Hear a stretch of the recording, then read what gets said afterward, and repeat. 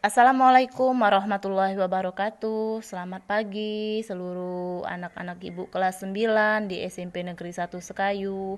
Apa kabarnya? Dan semoga kalian masih tetap semangat ya belajar walaupun dalam kondisi yang kita seperti ini. Baik, hari ini di pagi ini ibu akan menjelaskan melanjutkan mata pelajaran kita yang dari minggu kemarin tentang sistem reproduksi pada manusia.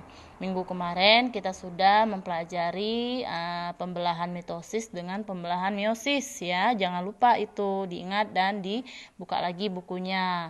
Nah, untuk sekarang ibu akan menjelaskan kepada kalian tentang organ reproduksi laki-laki dan perempuan ya. Oh ya, sebelumnya nanti pada akhir video ini ada tugas untuk kalian. Nah, tugas itu kalian kerjakan dan kalau sudah selesai untuk anak kelas 91, 92 dan 93 kalian kirim ke Ibu Cia. Sedangkan 94, 95 dan 96 itu kirim ke Pak Samsul Bahri. Kalau 97 itu ke Ibu sendiri ya. Khusus untuk kelas 97. Nah, baiklah, di sini Ibu akan mendeskripsikan organ reproduksi pada pria ya. Nanti Ibu akan jelaskan dan tentang spermatogenesis, terus mendeskripsikan organ reproduksi pada wanita, menjelaskan tentang oogenesis, menjelaskan siklus menstruasi, menjelaskan tentang fertilisasi dan kehamilan. Nah, sebelum itu kita belajar ya. Sebelum kita memulai belajar ada baiknya kita membaca doa sesuai dengan agama dan kepercayaannya masing-masing. Bismillahirrohmanirrohim. Ya, baiklah.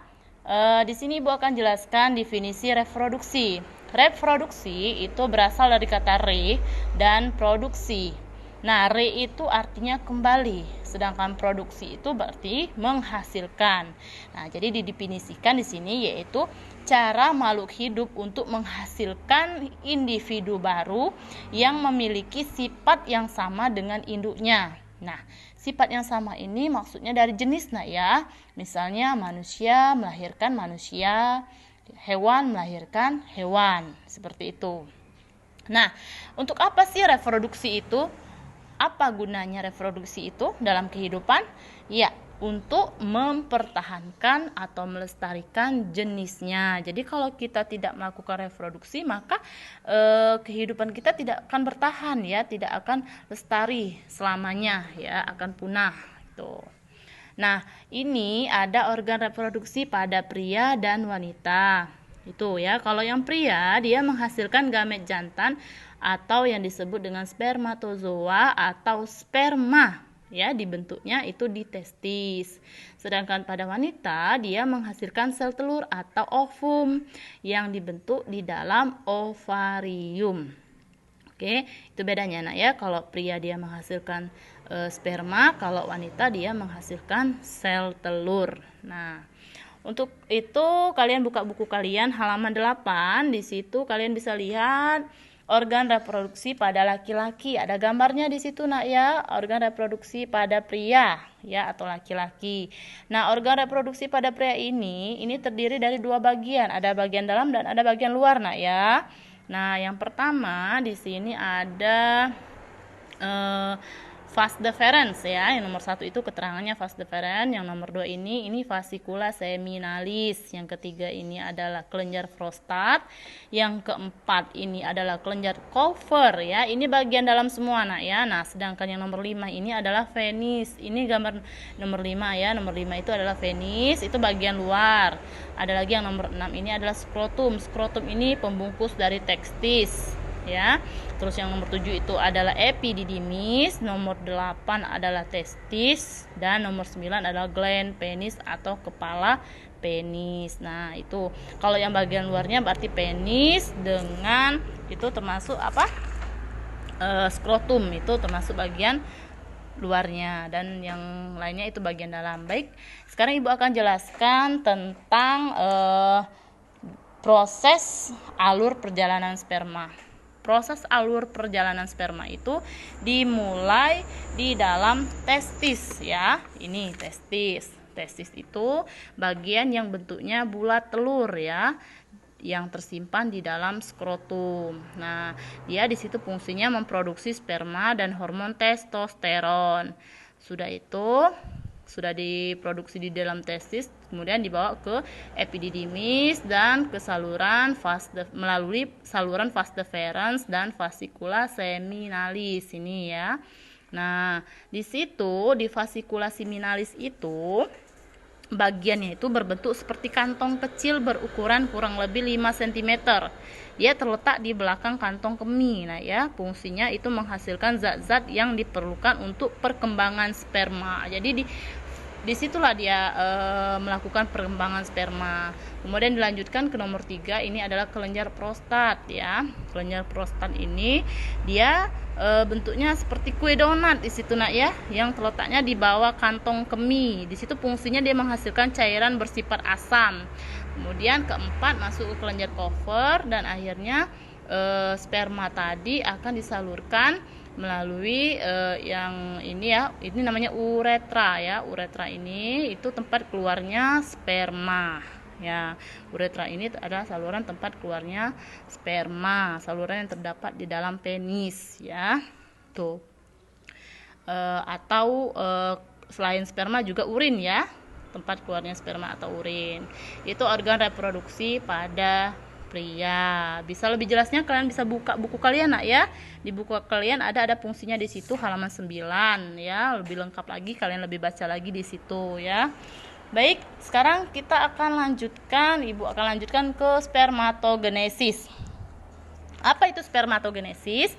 Spermatogenesis itu yaitu proses pembentukan sperma. Nah ya, proses pembentukan sperma ini terjadi pada tubulus seminiferus ya. Tubulus seminiferus itu terjadi secara bertahap ya. Dimulai dari yang pertama ini yaitu sel induk sperma atau spermatogenium yang bersifat diploid atau 2N. Di sini sifatnya diploid atau 2N. Dia mengalami pembelahan secara mitosis, membentuk spermatosit primer. Nah, selanjutnya spermatosit primer ini mengalami pembelahan meiosis tahap yang pertama, tahap 1 ya. Terus dia membentuk 2 spermatosit sekunder yang bersifat haploid atau N. Nah, spermatosit ini sekunder kemudian mengalami pembelahan meiosis tahap kedua dan membentuk spermatid yang bersifat haploid atau yang disebut dengan N. Akhirnya spermatid itu mengalami diferensiasi atau perkembangan sehingga terbentuk 4 sel sperma. Ini ada 4 ya, 1, 2, 3, 4 sel sperma atau spermatozoa yang matang. Nah, jadi hasilnya di situ ya. Dia menghasilkan 4 sel sperma atau spermatozoa yang matang. Itulah proses dari spermatogenesis. Nah, di sini ada proses pembentukannya ya. Ada meiosis 1, meiosis 2 ya. Dan terakhir ini ya. Nah, tuh. Lanjut nah ya. Kita ke alat reproduksi pada perempuan. Di sini ada bagian-bagiannya. Coba kalian perhatikan ini posisinya lagi miring ya, gambarnya itu kelihatan miring dari samping ya. Bagian-bagian yang pertama ini ada uterus. Uterus itu adalah rahim. Nah, nomor 2 itu cervix ya, mulut rahim. Yang ketiga ini adalah vagina dan yang keempat adalah klitoris. Yang kelima ini adalah labia mayora atau bibir luar ya. Kalau bibir dalamnya namanya labia minora ya, beda ya. Itu bagian-bagian dari alat reproduksinya, alat reproduksi wanita. Nah, nanti Ibu, nah ini dia. Ini adalah gambar dari alat reproduksi pada wanita ya. Ini namanya ada vagina. Vagina ini saluran yang menghubungkan lingkungan luar dan rahim atau saluran mengalirnya darah menstruasi ya, dan saluran keluarnya bayi itu. Nah, di sini ada tuba Fallopi. Nah, ya, ini tuba Fallopi dan ini adalah ovarium. Ini ovarium. Ovarium ini bentuknya seperti telur. Nah, ini ada yang terbuka, ini tertutup ya. Nah, ini sudah terbuka. Ini seperti telur berjumlah 2 buah, terletak di samping kanan dan kiri rahim atau yang disebut dengan uterus, ya. Fungsinya di sini dia menghasilkan sel telur atau ovum. Nah, disinilah sel telur itu melakukan reproduksi, ya. Di situ dia menghasilkan reproduksi. Nih, kemudian ada lagi di sini, ya, bagian-bagian dari ovarium ini. Kalian bisa buka buku kalian, itu ada lagi penjelasannya, nak, ya, lebih jelas lagi. Kalian bisa baca di situ.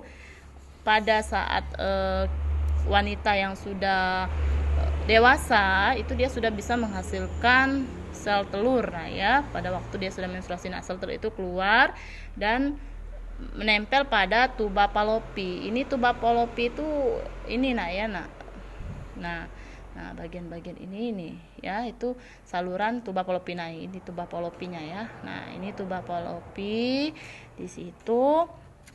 Ya, saluran ini panjang, ya, kurang lebih 10 cm yang menghubungkan ovarium dengan rahim.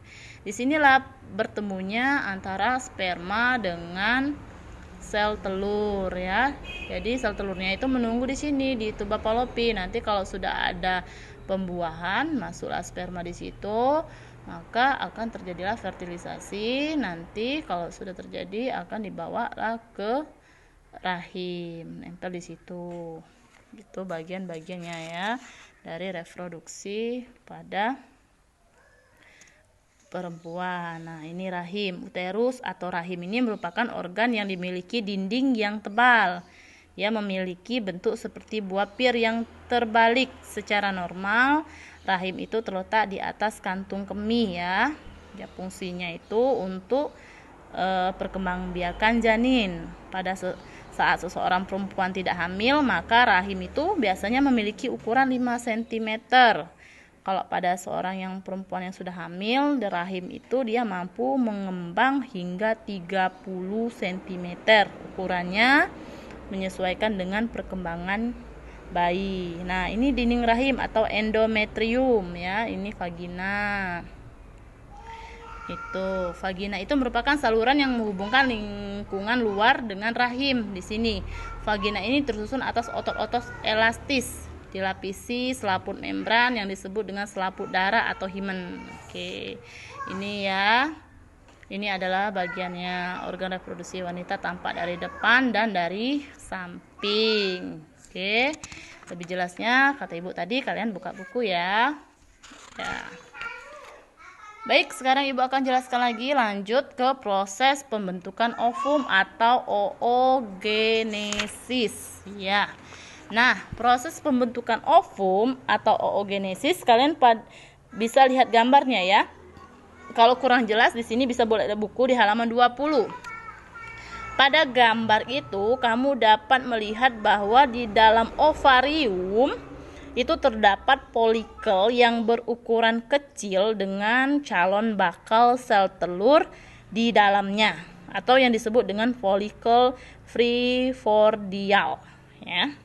Nah, folikel dan bakal sel telur tersebut berkembang semakin besar menjadi folikel primer, kemudian berkembang menjadi folikel sekunder, dan akhirnya menjadi folikel matang. Selama folikel berkembang, sel primordial itu akan membelah secara mitosis membentuk oogonium atau sel induk telur yang bersifat diploid atau 2N. Nah, di sini ada oogonium, ya, melakukan pembelahan secara mitosis. Biasanya kalau yang bagian atas itu dia terjadi pada waktu anak perempuan yang masih dalam kandungan, dan akhirnya nanti itu ada, nah, ini ada menghasilkan oosit sekunder, ya, dan terjadilah meiosis 2. Ini ada lagi pembelahan mitosis ini berbentuk oosit, ya, oosit primer yang bersifat diploid. Oosit primer itu kemudian mengalami pembelahan meiosis tahap pertama, membentuk satu oosit sekunder dan satu polosit atau N. Polosit ini kemudian mengalami pembelahan meiosis tahap kedua dan menghasilkan 2 polosit lagi. oosit sekunder selanjutnya juga mengalami pembelahan meiosis tahap kedua lagi membentuk satu ootit atau polosit ya. Ootit atau polosit. Ootit itu kemudian mengalami diferensi membentuk ovum dan pada akhir peristiwa oogenesis dari sel induk itu atau sel telur itu akan dihasilkan satu sel telur lagi. Nah, itu. Ya, lanjut sekarang kita ke menstruasi atau haid. Menstruasi itu terjadi pada wanita. Nah, ya, pada wanita. Ovumnya tidak dibuahi, dinding rahimnya telah menebal dan penuh dengan pembuluh darah akan rusak dan luruh atau runtuh. Bersama-sama dengan ovum, jaringan tersebut dikeluarkan melalui vagina. Nah, untuk yang menstruasi ini itu tidak semua wanita ya dapat menstruasi ya. Yang kalau anak-anak dia belum menstruasi ya karena dia belum dewasa, itu termasuk. Terus ada lagi yang tidak menstruasi itu contohnya pada lansia ya, yang menopause, yang usianya sudah lanjut itu tidak menstruasi. Kemudian wanita hamil juga dia tidak menstruasi ya. Jadi kalau pada perempuan yang sudah dewasa dia akan mengalami menstruasi ya. Pada wanita dewasa itu kan ada ciri-cirinya di situ, ada pinggul membesar ya, payudara membesar, tumbuhnya rahmut. Itu ciri-ciri dari kalau dia sudah dewasa. Kalau sudah dewasa nanti kalau yang perempuan yang sudah menstruasi dia bisa menghasilkan sel telur. Nah, untuk di bukunya itu ada ya nak ya, di buku kalian itu halaman 22, boleh buka, itu siklus menstruasi. Nanti ada gambarnya di situ. Siklus menstruasi ini kalau yang berlangsung yang secara normal siklusnya itu selama 28 hari ya. Tapi ada juga yang mengalami siklusnya pendek atau siklus yang panjang. Ada yang pendek itu berlangsung selama kurang lebih 18 hari. Kalau yang lebih panjang itu berlangsungnya kurang lebih 40 hari. 40 hari baru mens seperti itu ya. Terus yang pendek tadi 18 hari mens lagi seperti itu ya. Kemudian 28 hari itu yang normalnya ya. Kalau dihitung dari per hari pertama menstruasi, kemudian 28 hari yang berikutnya mens lagi. Nah, seperti itu nah ya. Nah, di sini ada siklus menstruasi. Di sini ada fase yang pertama menstruasi 1 ya. Kemudian fase sebelum ovulasi. Ada lagi yang ketiga ini fase sesudah ovulasi. Nah, Bu akan jelaskan fase yang pertama yaitu fase menstruasi ya. Ini yang pertama adalah fase menstruasi. Perhatikan di sini. Fase menstruasi, pada fase ini ada hormon di situ, hormon FSH. Ya. Itu memicu perkembangnya folikel dalam ovarium. Ya. Hormon FSH itu adalah hormon yang dihasilkan oleh kelenjar pituitari atau hipofisis. Nah, kelenjar tersebut terletak di otak bagian depan. Pada fase ini, dinding rahim luruh ya. Dan seorang perempuan mengalami menstruasi. Nah, disinilah pada saat menstruasi itu ya. Pada proses perkembangan folikel, ada beberapa folikel yang berkembang. Namun, hanya ada satu folikel yang dapat terus berkembang tiap bulannya. Pada awal perkembangannya, folikel menghasilkan hormon estrogen, ya. Ada hormon estrogen dan ada hormon progesteron. Hormon estrogen itu dan hormon progesteron akan memicu dinding rahim untuk menebal. Pada saat ini, dinding rahim sedang mengalami fase proliferasi. Tujuannya dari menebalnya dinding rahim adalah untuk mempersiapkan tempat melekatnya embrio apabila sel telur dibuahi oleh sperma.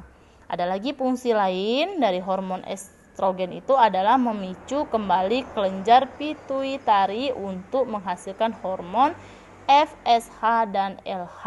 Nah, hormon LH terus diproduksi dan meningkat secara mendadak. Peningkatan hormon LH ini akan memicu pengeluaran sel telur dari folikel yang telah matang. Nah, proses inilah yang disebut dengan ovulasi, ya. Nah, yang ini ya.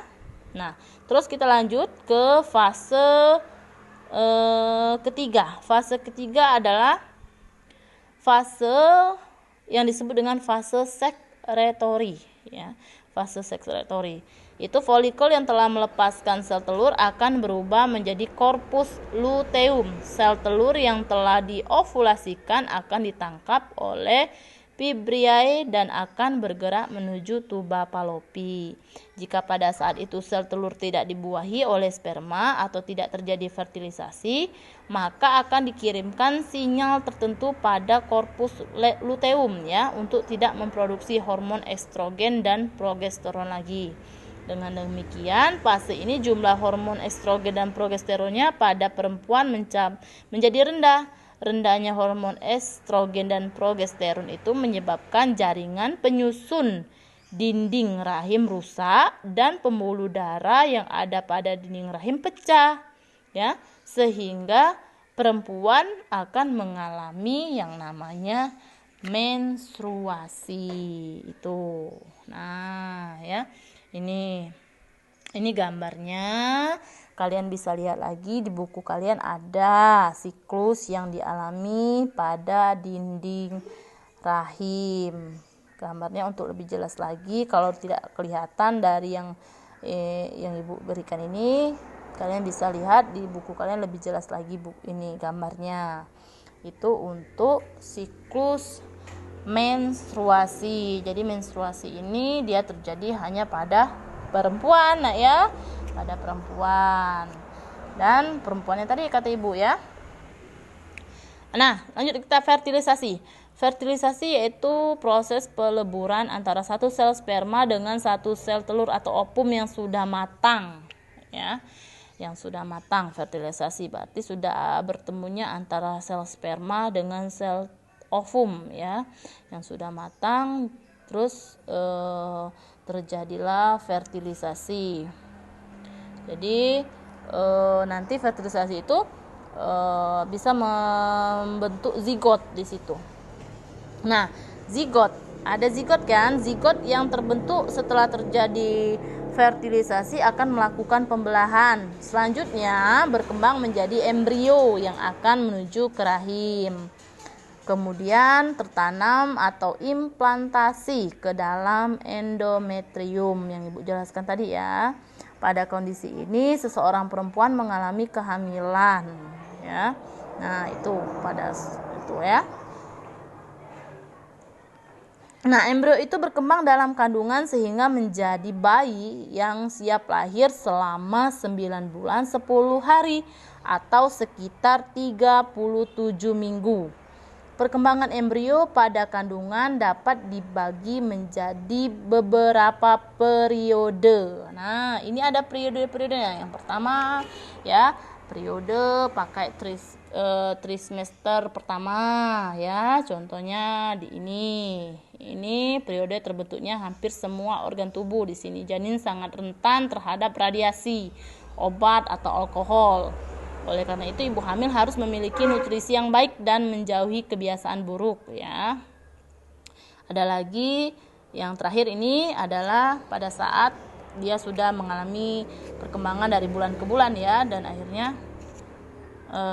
bayinya tadi atau janin tadi mau dilahirkan, ya. Itu ada trimester pertama, trimester kedua, dan ada trimester ketiga. Untuk lebih jelasnya lagi ibu suruh kalian buka buku kalian di halaman 26, di situ ada. Nah, jadi itu ya yang bisa ibu sampaikan untuk penjelasan hari ini. Ini ada kesimpulannya. Kesimpulannya di sini, organ reproduksi pria itu terdiri dari testis, skrotum, ya, vas deferens, epididymis, vesicula seminalis, kelenjar prostat, dan penis. Terus spermatogenesis itu proses pembentukan sperma.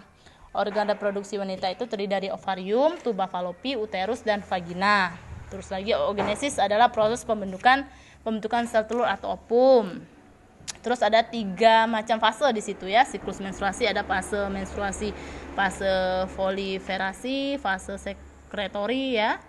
Terus fertilisasi adalah proses peleburan antara satu sel sperma dengan satu sel telur atau ovum yang sudah matang menjadi zigot. Yang terakhir, kehamilan itu terjadi jika zigot berkembang menjadi embrio dan tertanam dalam endometrium. Nah, itu adalah kesimpulannya.